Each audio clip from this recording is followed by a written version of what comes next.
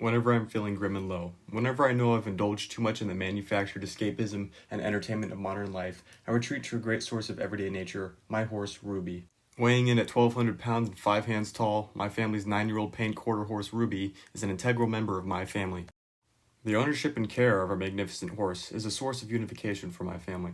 We all face the biting winter winds that descend upon us from the silver sky, donning gloves and boots already caked in mud and manure, and carrying carrots and apples with unanimous excitement. When we arrive, she always greets us with whinnies of glee.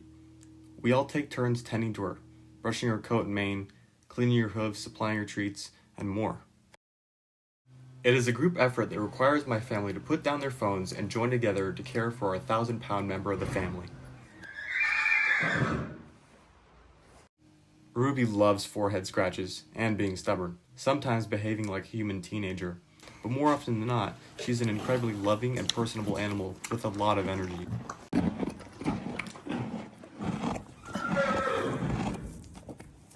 However, this big ball of energy is a green horse, meaning she requires a lot of training and attention. Here, my mother is training Ruby in the lunging arena. Lunging allows us to assess Ruby's attitude and health, while giving her an area to safely exert some energy and prepare for lessons. It also allows Ruby to assess us. Are we aware and prepared? How much energy does she need to put in today?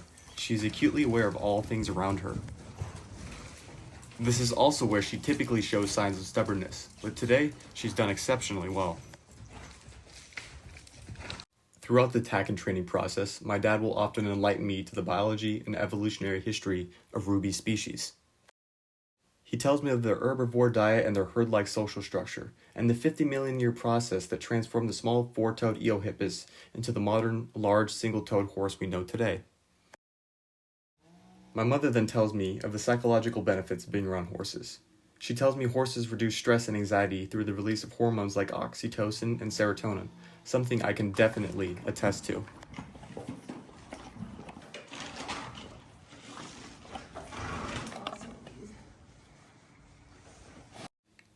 A primordial sensation stirs within me when I'm with my horse, a compulsion to ride away and live off the land, to retire my gas-guzzling car for a stronger relationship between me and my steed.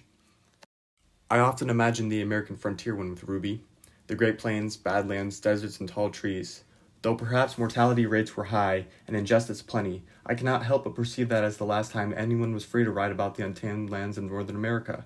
That was the last time nature was an integral part of ordinary people's lives. These thoughts remind me that horses and humans possess a deep, natural connection to one another. In the very act of riding a horse, one forms a symbiotic relationship.